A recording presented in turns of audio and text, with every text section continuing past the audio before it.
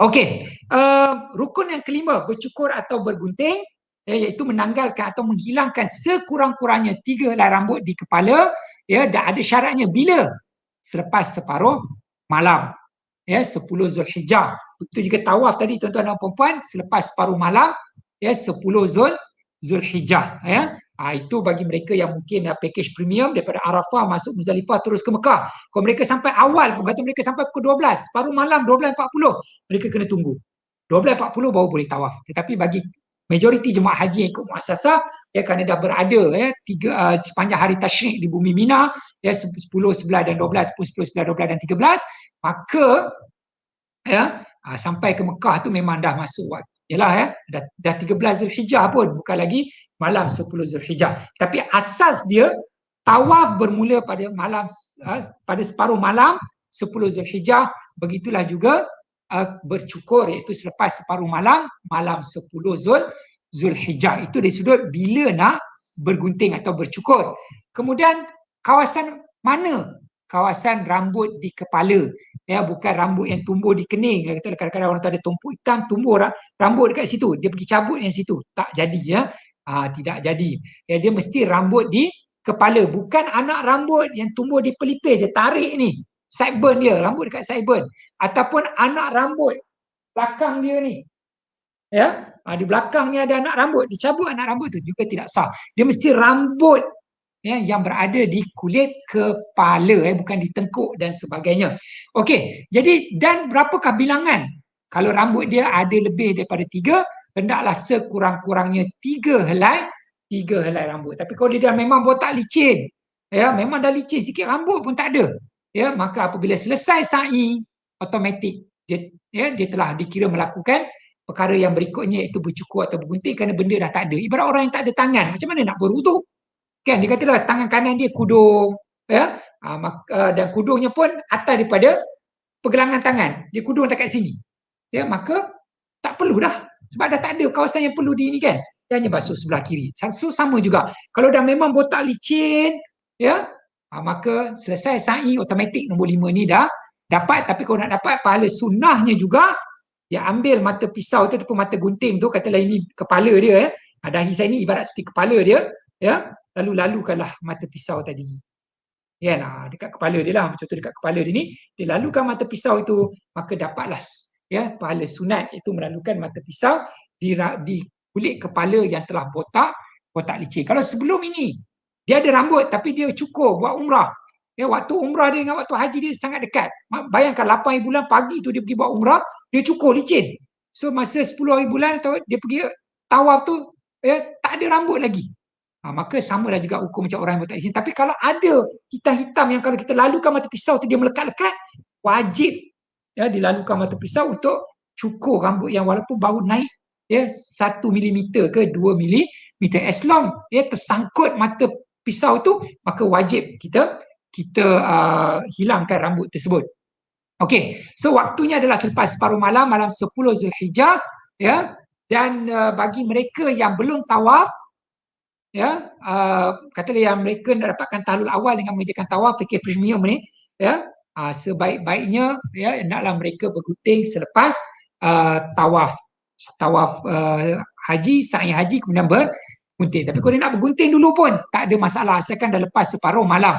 Dia berbeza dengan umrah, sebab umrah dia tertib pada keseluruhan rukun, niat, tawaf, sa'i, bercukur atau bergunting, dia mesti ikut macam tu. Tetapi haji bergunting ini boleh mendahului tawaf, asalkan masa lepas separuh malam dia boleh cukur dulu, sampai cukur baru dia pergi tawaf, tak ada masalah, nanti kita akan tengok kaedah-kaedah dia. Baik tuan-tuan dan puan-puan yang dirahmati Allah, afdal ialah kita cukur diri kita dulu atau bergunting diri kita sendiri, rambut kita dulu sebelum melakukan untuk orang lain, asalkan dah masuk waktu.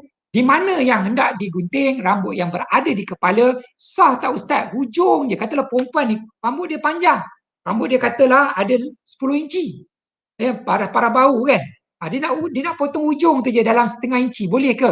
Boleh, bukan mesti gunting di pangkal, di hujung pun jadi. Cuma aulanya atau afdalnya biarlah sekurang-kurangnya seruas anak jari, ada lebih kurang dalam 1 inci, So kata rambutnya 9 inci dia potong, tinggal 8 inci. Lebih kurang begitulah. Ya, tapi kalau pendek lagi pun tak ada masalah ya, tapi cuma aulanya atau afdalnya sekurang-kurangnya ya apa ni panjang rambut yang digunting itu adalah seruas jari, mengikut jari masing-masing. Kalau jari dia pendek lah, mungkin hanya 2 cm. Kan bagi orang yang mungkin besar jarinya pun panjang, mungkin 2,5 cm. Itu bergantung pada jari masing-masing. Okey.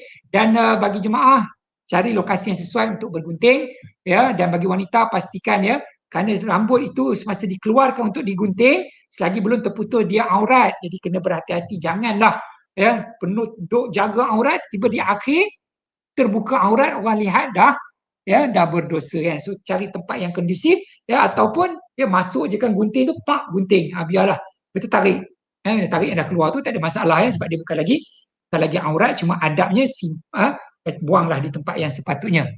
Okey, boleh tak bercukur atau bergunting di hotel? Tak ada masalah, boleh ya.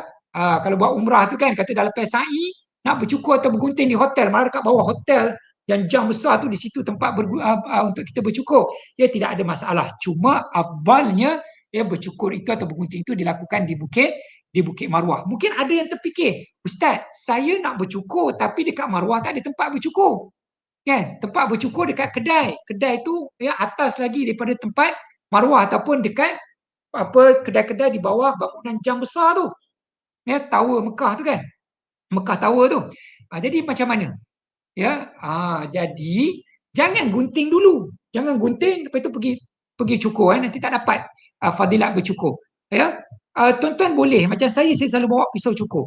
Ya, saya bawa pisau cukur dulu. So bila sampai di dah selesai sa'i ya, di Bukit Marwah tu, saya ambil pisau cukur saya tu, saya cukur dulu kawasan yang boleh cukur.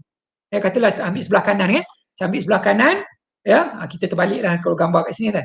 Saya lalukan dulu mata pisau tu, serak. Kan? Jadi saya dah bercukur di Bukit Marwah tu, dapat sunnahnya.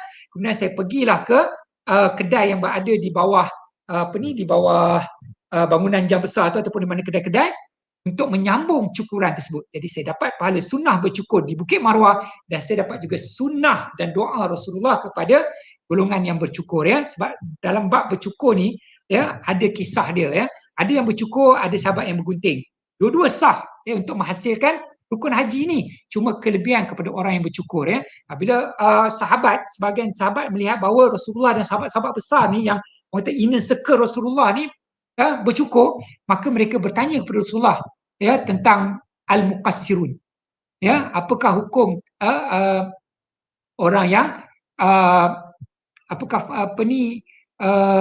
orang yang bergunting ni macam mana?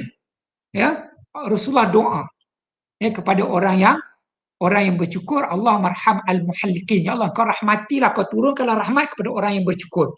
Ditanya lagi oleh sahabat, al-muqassirun, kami yang bergunting ni macam mana?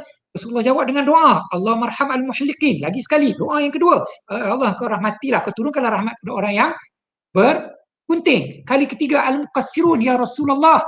Rasulullah doa lagi, Allahumma arham al-muhalliqin. 3 kali ya Allah. Ya, Rasulullah mendoakan untuk kita yang lelaki ni yang bercukur ketika melakukan umrah atau ketika melakukan haji dengan 3 doa, Allahumma arham al-muhalliqin, Allahumma arham al-muhalliqin, Allahumma arham al-muhalliqin. Sahabat tanya kali keempat, al-muqassirun ya Rasulullah, orang yang bergunting, wal muqassirin, dan orang yang bergunting. Maknanya 3 kali rahmat, dan rahmat yang ketiga tu dan orang yang bergunting. Jadi tuan-tuan tanya iman ya, tanya iman nak dapat doa Rasulullah 3 kali ke atau sekali sahaja ya. Okey tuan-tuan dan puan-puan yang dirahmati Allah sekalian.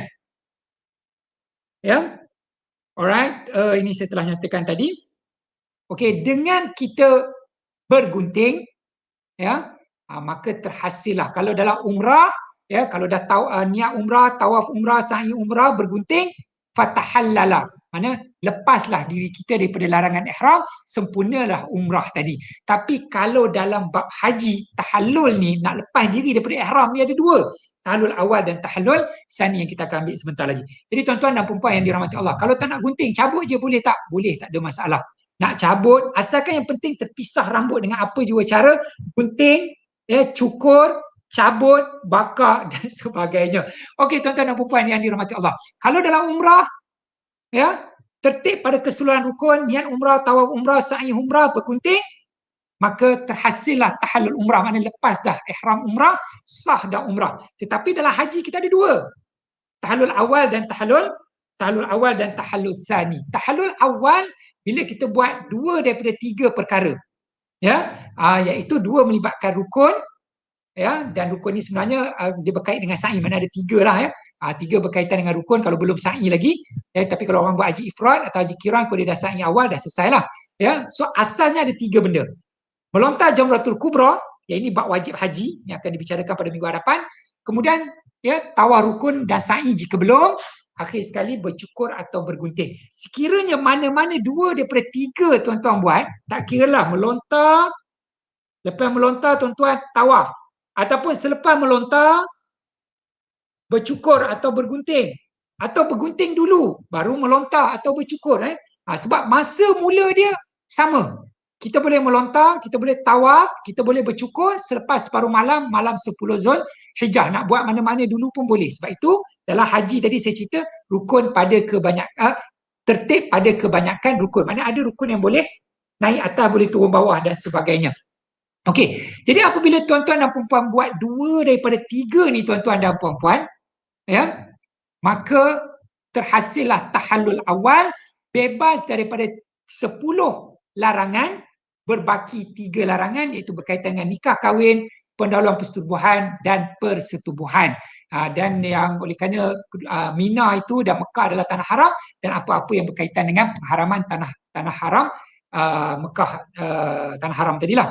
Okey, so mana lebih afdal, bercukur atau bergunting berbanding dengan lelaki? Of course, bagi yang afdal adalah bercukur. Sebab itu Rasulullah mendoakan, ya, rahmat kepada orang yang bercukur itu tiga kali. Kalau perempuan kata, Ustaz, kami pun nak dapat 3 rahmat tu, boleh tak kami bercukur? Tak boleh, kerana haram bagi wanita tanpa sebab-sebab yang daruri untuk mereka itu bercukur. Kalau nak buat pembedahan dekat otak kan, cukur kepala untuk buat bedah tu, itu boleh, ya. Tapi untuk untuk haji dan umrah, haram bagi wanita bercukur, ya. Apatah lagi kerana nak dapat doa tu, tak ada, ya. Wanita ada khas dia ada kelebihan masing-masing.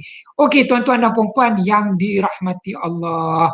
Ustaz, kalau lebihkan pusingan untuk sa'i atau tawaf, tak apa ke atau makruh ke? Jawapan saya mudah saja tuan-tuan dan puan-puan. Rasulullah kata apa? Ikutlah, ya, Al-Quran dan sunnahku. Jadi kalau kita dah yakin cukup 7 pusingan tawaf, cukup dah yakin 7 pusingan sa'i, sa'i of course lah kan, sebab sampai Marwah 7. Takkan 6 ke 7? Dia mesti 7. Mana kalau tuan-tuan nak buat, dia jadi 9. Sebab itu bila dah cukup yakin 7 pusingan tawaf, cukup pusingan sa'i, jangan ditambah-tambah kerana dia termasuk dalam perkara bid'ah. Rasulullah tak buat. Kalaulah tawaf itu ekstra 8 tu dapat 1 ekstra, baik, lebih bagus. Saya Rasulullah sallallahu alaihi wasallam buat, ya. Jadi saya tak nak jawab boleh ke tidak, makruh ke tidak. Jawapan saya ittiba'us sunnah. Ikutlah sunnah. Jadi telah yakin 7, maka tuan-tuan dan perempuan berhenti di situ. Jangan nak tambah-tambah. Lainlah kalau taradud, ya, berbelah bagi. 6 ke 7, 6 ke 7 ketika tawaf contohnya, ya, maka hendaklah disempurnakan. Dia macam solat lah, 3 ke 4.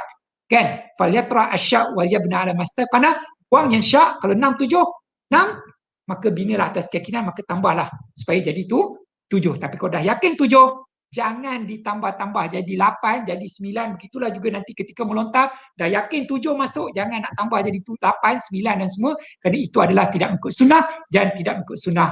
Maknanya kita melakukan perkara di luar sunnah, perkara bid'ah. Okey, tuan-tuan dan puan-puan yang dirahmati Allah sekalian, ya, para peserta kursus asas haji. Jadi tahallul awal ini tuan-tuan dan puan-puan, ya, bila kita buat 2 daripada 3 perkara ini, bila sudah tiba masuk waktunya, iaitu selepas separuh malam, malam 10 Zulhijjah, boleh dilakukan mana-mana dulu. Nak bercukur dulu kemudian baru tawaf dan sa'i pun boleh, nak melontar dulu kemudian baru bercukur pun boleh, ataupun ya bercukur dulu kemudian baru melontar. Tak kira, ya, tak kira mana-mana boleh dilakukan, ya, mana satu yang dahulu. Yang penting bila buat 2 daripada 3 ini dapat tahallul awal, bebas daripada 10 larangan ihram, ya. Kemudian apabila kita sempurnakan keseluruhan 3-3 ini, maka tuan-tuan dan puan-puan akan dapat tahallul sani, bebas daripada seluruh larangan ihram kecuali larangan yang berkaitan dengan tanah haram atau tanah suci, Mekah itu berkaitan dengan tumbuh-tumbuhan dia, berkaitan dengan binatang, ya, buruan darat yang halal dimakan itu kekal, ya. Itu kekal. Okey, jadi apabila tuan-tuan dah buat semua, dah melontar Jamratul Kubra, lepas melontar Jamratul Kubra, tuan-tuan bercukur atau bergunting, kemudian balik ke Mekah, selesai tawaf rukun dan sa'i, ya, mana dah buat tawaf haji dan sa'i haji, maka terhasillah tahallul. Tahallul sani bebas daripada larangan-larangan ihram.